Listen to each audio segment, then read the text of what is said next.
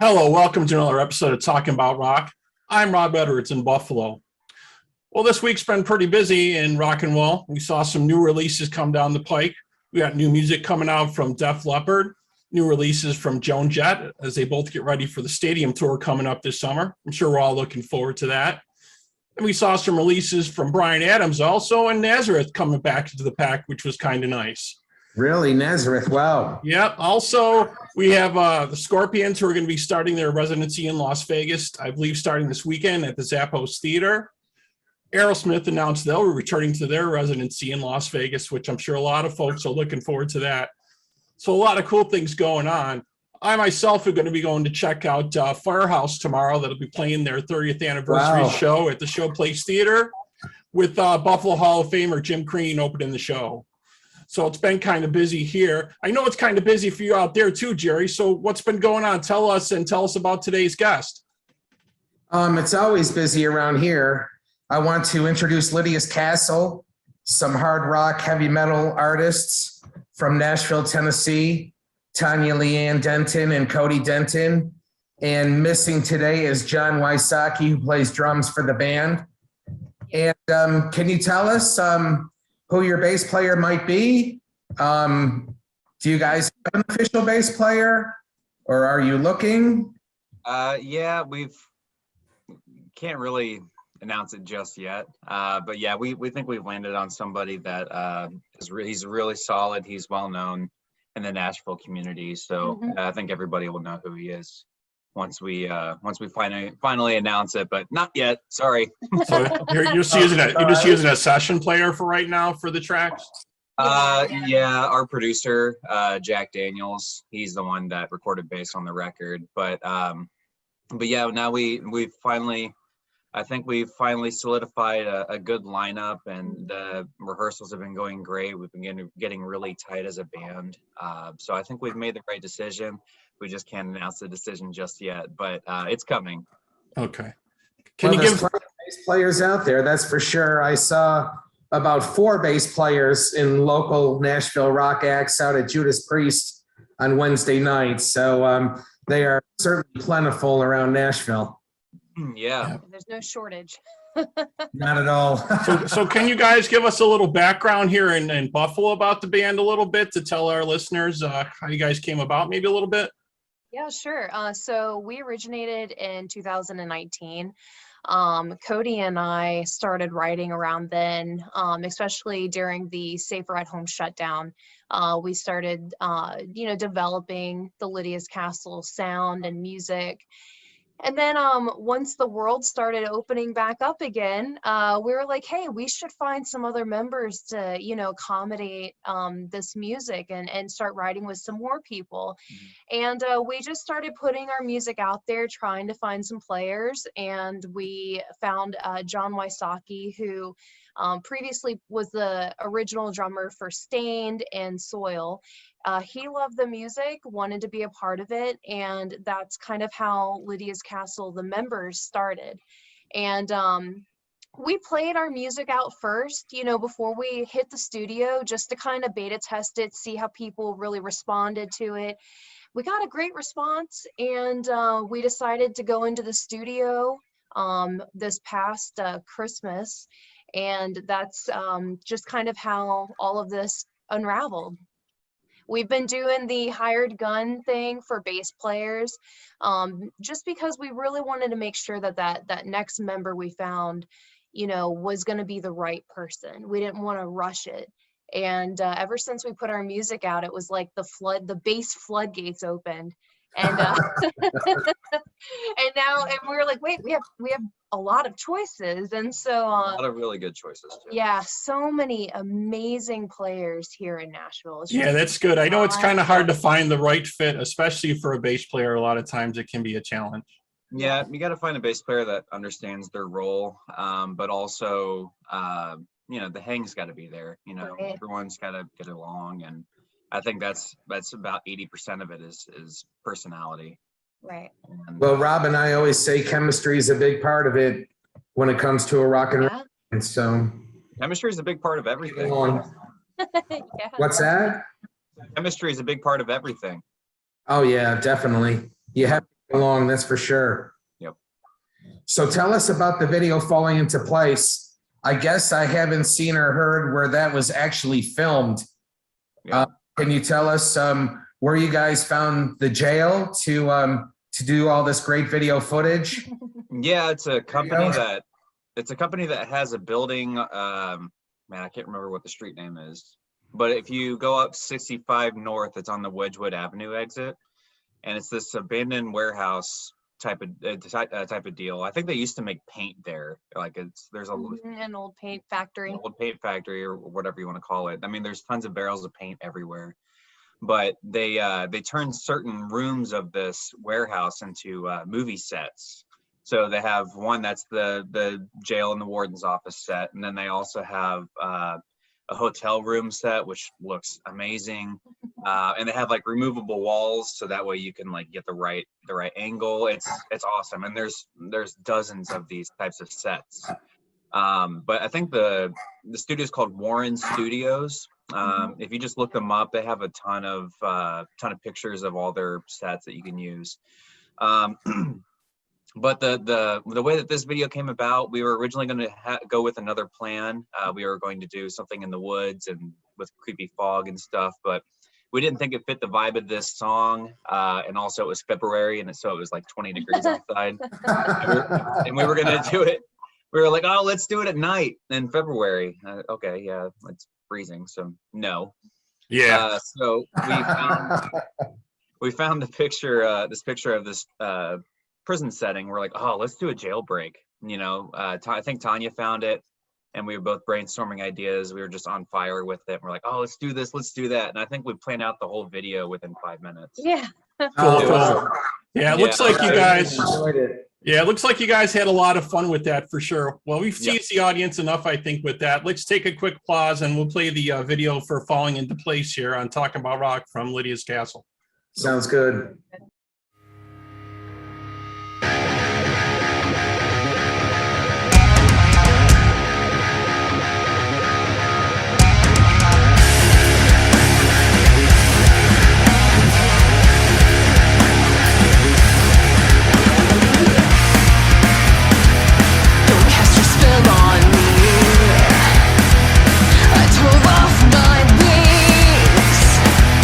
I'm not looking for love.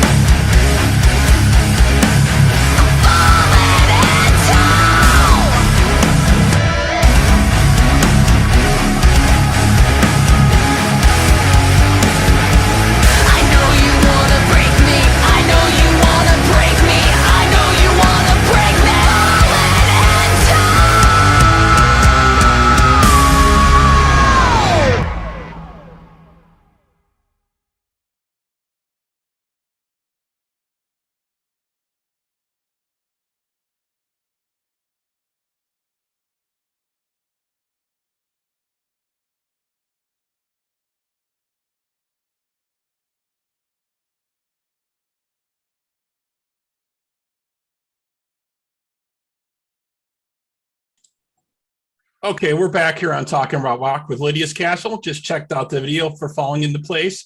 Sounds like an amazing spot there with different sets. I'm sure a lot of people must take advantage of that for sure. Yeah, I think there's. I mean, we were there, and there was 2 other bands that were showing up with vans and trucks full of gear from SIR. So you almost on like a waiting line for that, huh? Yeah, well, yeah, we showed up, and then all of a sudden, everybody kind of pulled into the parking lot, and they're like, "Oh yeah, we're doing a video over here, we're doing a video over there." So it's cool, you know. Everyone's doing something, so like you feel like you're a part of it, and well, because you are. But you know, it's cool. It's what we always wanted to do. Well, Nashville's a busy place when it comes to filming videos and rock bands. So, yep. So tell me about the signature hair, this red hair. How long have you had this red hair? And is it the feature that uniquely identifies the band? And if not, what would you say uniquely identifies the band? Do people remember Lydia's Castle by the woman who with the red hair that sings lead vocals? Or do they actually remember the name of the band? That'll be a huge part of it, I would imagine. Yeah, so to answer your first question, the red hair I've had since the goodness, I want to say I'm going on about a year or 2 with it. And the reason why I started doing it was I just wanted to completely brand myself in a way that was gonna be different. You know, I wanted something that was going to be real fierce and strong, and I feel like red is that for me. And it's funny that you ask this because I went to go see 10 Years in Black Map at Basement earlier this week. Yes, I saw your post. Yeah. And so while I was there, you know, I networked so hard that I ran into some people that knew me and I didn't quite know them. And she said, "Oh my gosh, your hair is as red as it is in your photos. Like, I thought that maybe you might have, you know, edited it to be that red." Touched it up a little bit. Yeah.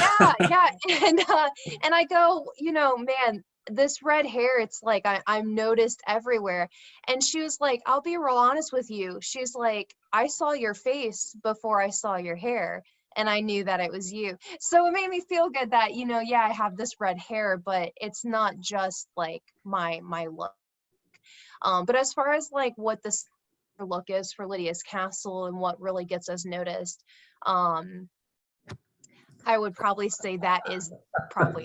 Yeah, that's a big factor in it. I mean, that would be the first thing I would latch on to is like, oh, it's a band with the chick with the red hair. Yeah, and people say that all the time, but it was nice to hear at Basement East somebody saying, "Oh, hey, like I noticed your face before I noticed your hair." But yeah, that's kind of the signature look is, you know, on stage I would do all black, the whole band all black, and let the hair kind of breathe. I'm gonna shake things up a little bit different though this year with what we're doing on stage, and I don't want to spoil it because I know you're gonna come to the EP release party. Oh, absolutely. I had a feeling that something was in the works with you. So. Oh yeah, so I've got. You always know how to shake it up. Yeah, I've got some really cool ideas. We're not just gonna do. Well, I'm not gonna just do an all black thing, so it's gonna be cool. Cool. So we are going to see more material coming out from you guys because we got the 2 tracks and you're going to be releasing the EP. So that's excellent. Yeah, I love the energy behind the music. I love the groove, you know, behind it. It sounds great. Thanks, man. Yeah, we have one more single we're gonna drop before the EP, and it's gonna come out on April 8th. Yeah, April 8th. And the song is called Search for You. We're going to start advertising it and doing pre-saves on Monday. But just like the rest of our release plan, we're going to release the song on April 8th. And then we have another video for that song as well on April 15th that will come out. And then afterwards, we're going to be releasing the EP on May 8th. Which is the day after our release show at the End in Nashville on May 7th. And how many songs are on the EP? 5. 5 songs, yeah. 5. Yeah. So there will be 2 more songs on there that nobody has heard. Yep. Oh, sounds good. Cool. Well, we're really looking forward to new material for sure. Yeah, this song is by far probably my personal favorite. I think Phoenix kind of showed all sides of the band. And then Falling Into Place was just kind of like a soccer punch to the gut, a very Skid Row, slave to the grind, slap in the face. And then you turn around and you have a song like Search for You, which is, I think personally, just the home run out of all three. So I'm very, very excited to share it with you guys. Cool. Sounds good. Cool. Yeah. I saw you perform Dreams by Fleetwood Mac. Was that last week or 2 weeks ago now? I can't even keep track. Time is an illusion. At the Women to the Front show, it was a Wednesday night at the Mercy Lounge, and that was kind of a different side for you, I thought. You're usually out there raging and rocking.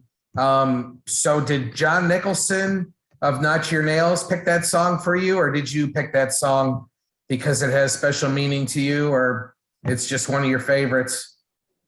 Yeah, so the way that these shows work is you kind of sign up for 3 songs that you really like off the list.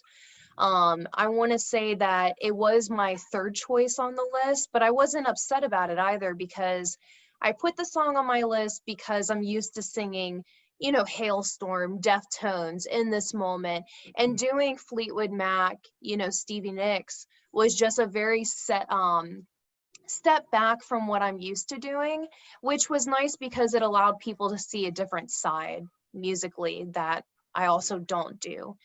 So he did end up choosing it, but ultimately it was something on my list. And then you did that shout out at the end to the Ukraine and the Ukraine people. I got to say that's probably bothering a lot of us and keeping a lot of us up at night. And that was very admirable, I thought. And it was good to see that people were keeping the Ukraine in their minds at that show. So that was really important to me, and something as a musician and a front woman of a band, just being the face, I want to move into stuff like that politically to make a stance on what I feel is, right in the world. And the whole show itself is Women to the Front. It's about empowering women. It's about inspiring them and recognizing them, unity. And I think what better women to recognize than the women in Ukraine right now who are, out and doing the hardest things that are what's best for their families right now, Most of them are trying to flee, go across the border to Poland and wherever else they can go, trying to take their kids while they're, for a lot of them, their husbands or boyfriends or partners, they're staying back and they're fighting to protect their history, their homes, exactly. their, everything. So we have to remember that we're very lucky here. There's a lot of things that we could definitely work on for sure. And we're not perfect, but at the same time, I don't really know too many other places that I would rather honestly, live in the world. Right. I think that we should be proud that we're happy that we're in the country that we're in. Yeah, there's definitely things, like I said, we got to change some things, but at least we're not dealing with that. And I think it's important to remember that we're lucky. And I think by Tonya showing that support for the Ukraine, hopefully the message got across that we're really lucky to not be in that situation. Yeah. I mean, I was real nervous so what I did for people who weren't at the show is I put peace signs on my hands and then draped yellow ribbon and blue ribbon down on my arms. At the end of the song, I just kind of held my hands up and allowed, that to speak. There's a video of it on Talking About Rock, so I did get the whole thing. Oh, awesome. That's cool. Yep. So speaking of videos, we wanted to backtrack a little bit. I know you brought it up just briefly. Your first release, Phoenix, there was a great song. It definitely got everybody's attention, I think. Can you tell us a little bit about that? Yeah, so the idea behind Phoenix, we shot it in a warehouse and then we shot it in a trailer. And the purpose behind the video stories concept is, you know, you have an abusive relationship or any kind of hard situation you're in, and you rise from the ashes, you end up coming out on top. So we showed that through the concept. Yeah, I really like that video. Yeah, I love the storyline through it. So let's take a quick pause here, and we're also going to pump in the video for Phoenix here on Talking About Rock from Lydia's Castle.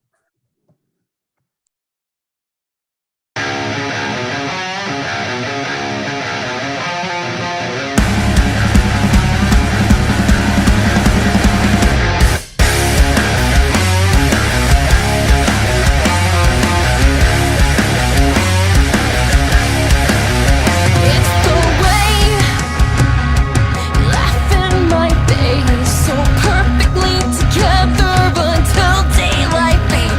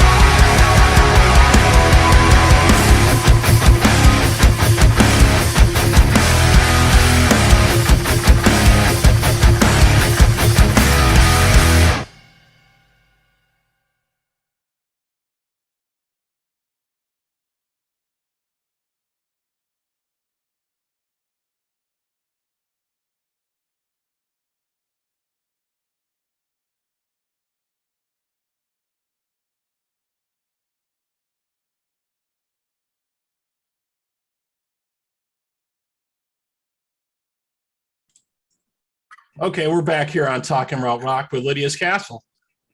Hey. Well, I know you shared your backstory with us about Lydia, and I know it's probably a hard topic for you guys to talk about, but I wanted to address it here on our show because I thought maybe it might help other women and other people out there if you cared to talk about that. Yeah, absolutely. So the name Lydia's Castle is a real special name to us in the band. Lydia was Cody and my daughter who passed away unexpectedly about a month before her due date. And or I'm sorry, a week before her due date. And you know, in that tragic moment, we had to build our lives back up again and figure out who we wanted to be as people. And through that building us, we ended up building Lydia's Castle.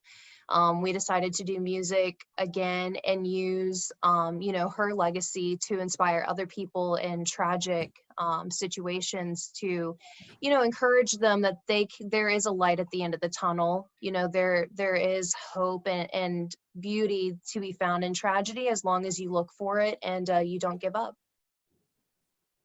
Sounds awesome. I think your story would inspire and help a lot of people, so I'm glad you shared that with us. Cody, I wanted to ask you what the inspiration was for your riffs and your solos. Do you have any favorite guitarists that you would call influences? All of them. Yeah, I try to take a little bit of everything from everybody. But if you're asking more specifically, who did I start out with? My first influence is Randy Rhoads. I absolutely love Randy Rhoads, and So do we. He will always be the pinnacle of who I've always wanted to be as a guitarist. Just kind of like, you know, foundation. I think mainly not just for his playing, because there was obviously Eddie, there's Yngwie, you know, there's everybody that's kind of in that field. You know, there's a ton of people like that. But what I loved about Randy was that personally, he was always learning. He was always trying to get better. He always, you know, was taking guitar lessons out on the road. I mean, Randy Rhoads taking guitar lessons, like, could you imagine him walking into your store and he's like, hey, looking to get a lesson, be like, I should be taking lessons from you. Yeah, I think he was giving lessons at his mother's music school originally, right? Yeah, Musonia School of Music or something like that. Yeah, he was a teacher himself, but he always wanted to learn. He was always humble. And I think before he died, he mentioned something about wanting to go back to school to study classical guitar. So mainly, you know, musically, yes, he influenced me, but also personally, he just influenced me as well, as far as always willing to learn and get better.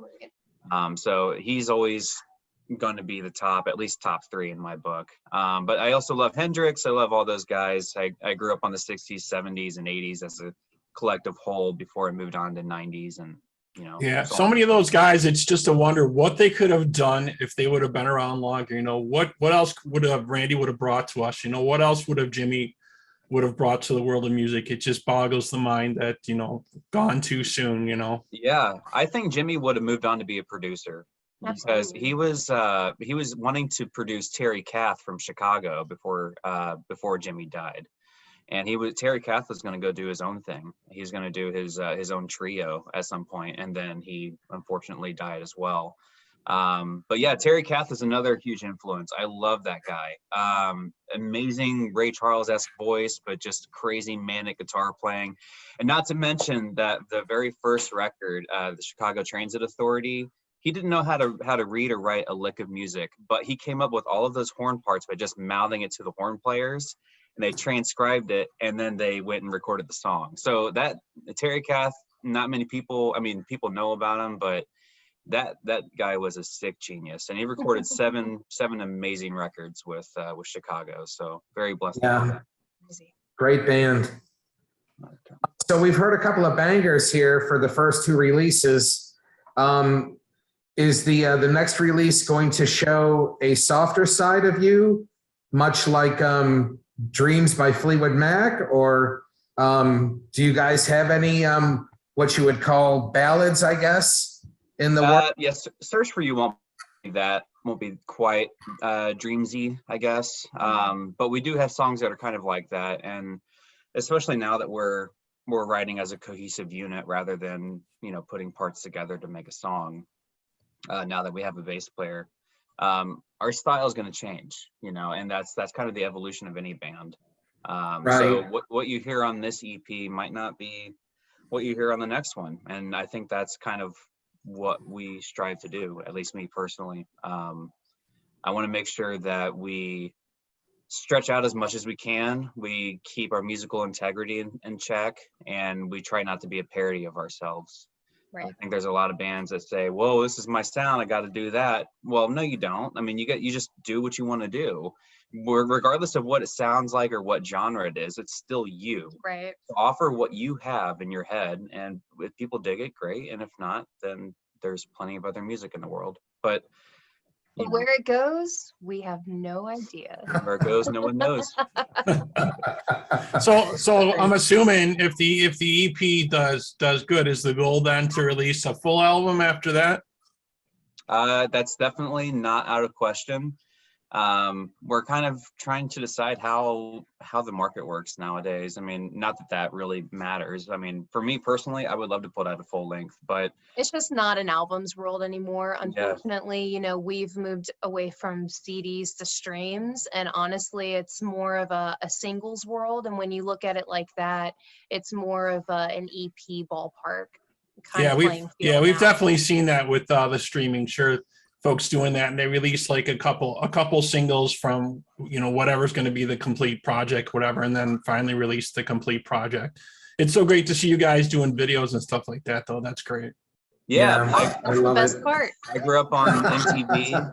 I grew up on MTV and VH1. well, yeah, VH1 a little bit, but like Headbangers Ball. Headbangers Ball, yeah. Oh yeah. Yeah. I remember staying up Classic. as a kid, you know, just staying up until late, really late, just watching a bunch of music videos, and Yeah. you know, And they had so many good concerts on there. I remember watching Judas Priest and watching Ozzy, and on you know, when they played music, right?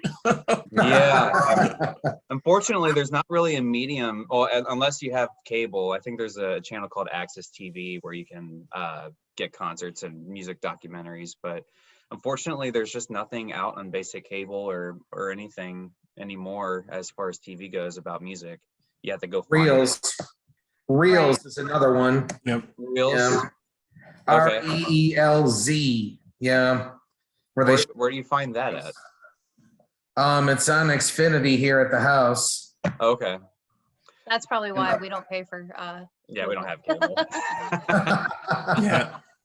I think you might be able to get it through Roku as well. Oh yeah, okay. Yeah, I think you Yeah. can. Yeah, I think you can. Yeah, there's documentaries and all kinds of stuff coming out on there. Yeah.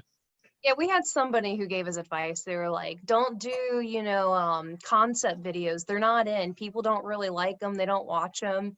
We were like, No, we're Where totally doing a did you concept. come from? I was like, concept videos were so cool. Well, Concept videos are so fun. I'll ask you this. Who did the funnest videos in your opinion? I have my own. Who did the funnest videos in the 80s on MTV that you thought? Well, I got to think about that for a second. All right. Okay. While you're No, thinking, I'll give you my answer. My answer would be David Lee Roth, funnest videos. Oh yeah, ever. yeah. Well, Yeah. I was gonna say Jump. That was probably a really fun video to do, because like you're on this huge stage with all of your production, and I mean it's just simple shots. You're just on stage and whatever. But you're having fun. They look like they were just having a blast. Yeah. Oh yeah. Did I we don't know. know Skid behind the Row's- scenes? Skid Row's videos were always my favorite. Yep. Good But as far choice. There's a video out that came out probably about 10 or 20 years ago from a band called OK Go. I guess it wasn't 20 years ago. Man, how old am I? Whoa. Okay, so maybe it was about like 10 or 15, like I'll say 15. Let's put it down. Yeah. So It about flies. 15 years ago, there was a band called OK Go, and that was when YouTube was starting to come around. And they did this music video. It was all one shot, but they lined up 4 treadmills, and each of the band got on the treadmills, and it was like a side view. And they did this whole choreographed like dance and like jumping like from treadmill to treadmill and like doing this whole thing. It was just one shot. Oh my And God. I remember thinking like, man, these videos have to be like that. They have to be, and none of them played any instruments. How many retakes you guys think that took? I was gonna say, yeah. how good of shape do you have to be in? And we're No doubt. I'm not doing that. Right. It was very graceful though, but that kind of gave me that was my first look into like, man, you got to make music videos fun and worth watching. You know, there's nothing wrong with a performance video. I mean, we kind of did a performance video ourselves, but we mixed concept in it. But I think what we want to do, we just kind of want to go against the grain of what's going on nowadays. If everyone's doing a performance video, then I guess we're doing a concept. Yeah, I love seeing the little story videos like that. I think it's interesting. It's cool. I think people still like to see that. Yeah. What's cool is like you have Phoenix and it's like 60% band and like, you know, you 40%, thank you. You have like 40% concept. And then what's cool about like falling into place is like we were the concept, you know. What's going to be neat is this next video, again, it's completely different. We're talking maybe like 90% concept and then 10% band. So it's and we're not the concept in this one. So each video has been just really fun to make. We're just doing it real different in each one. So I have fun experimenting. I've always wanted to write treatments for music videos. Anytime I listen to a song, I kind of envision it in my head. Like, how would that video go? You know? I like it. Yeah. So yeah, we're having a lot of fun. So is the next video completed for the next song, or we've shot work on it here in the next few weeks? Yeah, so it's already done. All the stuff has been recorded. And like I think next Sunday we go in to just make edits to it, and then it's ready to go. Sounds good. Yeah. So last question here. Can you take us inside the songwriting process? How does that work? Do you each bring a piece to the table as an individual band member, or do you all sit in a room together and work as a team, or send files electronically? How does it work? Maybe everything all and above? The answer to that question is yes. All the above. We've had, so we have like a couple different ways. We've had it to where Cody's come in with a guitar riff and we've written to that. We've had it where John started with a drum beat, one of our songs did, and we wrote to that. I'll come in and say, hey, I have this like vocal melody, and we've written to that. There's no like one way that we write. It's just what's great about being in a band with everybody who is so talented is that each person can bring something, and there's no wrong way to write it. And the chemistry is so great that it all just literally falls into place. And that's where you got the song title from. Yeah. Yeah. It falls into but yeah, so we do that. And we also, Phoenix actually started off as a demo, and Search for You started off as a demo between Tonya and I. And the songs actually really haven't changed from the first time we demoed it out. I mean, what you hear is basically how it was, how it was written in the first place. a little change, like. Yeah, for the most part. But yeah, lots of different ways of doing it. And we're finding new ways of writing as well. Right. This way, we kind of had to go a weird avenue with it. We had to do demos remotely, I guess. You know, with not having a bass player, we kind of had to write as we recorded. But this time, what I'm really excited about is getting back in the room and just hashing the songs out in the room. Together, yeah. Because it's been a little bit since we've done that. So we're ready to see what else. That's why I'm saying the sound's going to change. It's going to be different. We're going to write differently on this next one. And I hope that we continue to do that.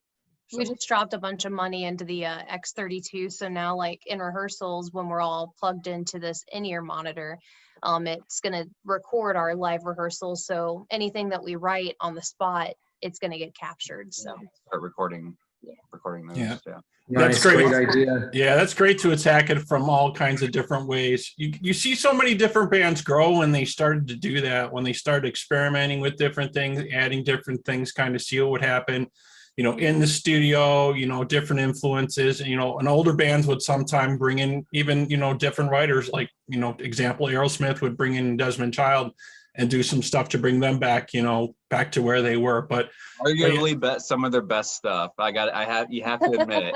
I mean, I know it's 90s Aerosmith, but that was good stuff. I mean, it doesn't hold a candle to Rocks or Toys in the Attic or anything like that. But you got to admit that was. Oh yeah, I was at the Permanent Vacation tour when they came back. And that's another good one too. Rocks is my favorite. That was actually a huge. Going back to your guitar riff thing, Joe Perry and Brad Whitford were always it for me. Them and like Jimmy Page and whatever, but Rocks was the record. That's got. Oh yeah. That's got to be my at least top five all day. Yeah, it's one of my favorites too. I think it's their best by far. Mm-hmm. So tell us what's going on at the end on May 7th one more time. And playing with. Yeah, so May 7th at the end, it's going to be Lydia's Castle. It's going to be a show with True Villains, thanks, and Voltage Hawk. So True Villains and Voltage Hawk are going to be joining in on the fun with us. It's going to be a great show. It's going to be $10 in advance and $12 at the door. You can buy your tickets now at endnashville.com. You buy it directly from the End. It's going to be a good show. We have a couple surprises up our sleeve, but we definitely want to make this just a really, really good show. There's a lot of exclusive stuff we're doing. Like we're going to be dropping a completely new like merch line. We're going to have exclusive CDs signed for people that you can only get at the show. I mean, there's some things that we're not going to do again. So it's, we want to stress that point that, this is the show to come to. It's going to be a lot of fun. And it'll sell out. So get tickets. Get them in advance.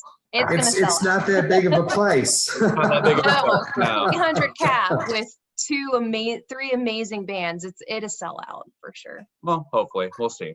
Knock on wood. Well, that sounds awesome. Yeah. It's going to be overflowing into the courtyard, I would imagine. We'll play on the roof. Yeah. So if you folks out there want to get tickets, get them now if you're in the Nashville area. If you want to know more about these guys, you can check them up on their Facebook page. They're on Spotify. What's the website the folks can go to check you out? lydiascastle.com. Yep. You can buy the tickets there. You can find all of our music there, photos, EPK, everything. If you don't know where to go, just go to lydiascastle.com. Yep. Excellent. Sounds good. And if you folks out there want to know more about us or you have questions or comments, please feel free to email us at talkingaboutrock@gmail.com. Please like us and follow us on Facebook, Instagram, and Twitter. And as always, for this interview and all our upcoming interviews, please subscribe to our YouTube channel. Folks, thank you so much for being here today. We really appreciate it. Yeah, thank you. Thank you. It was a lot of fun. Yeah, absolutely. We should do this again. Let us know what's going on in the future, guys. Yeah, we will. See you guys around. Will do. All right. Bye-bye. All right. Take care.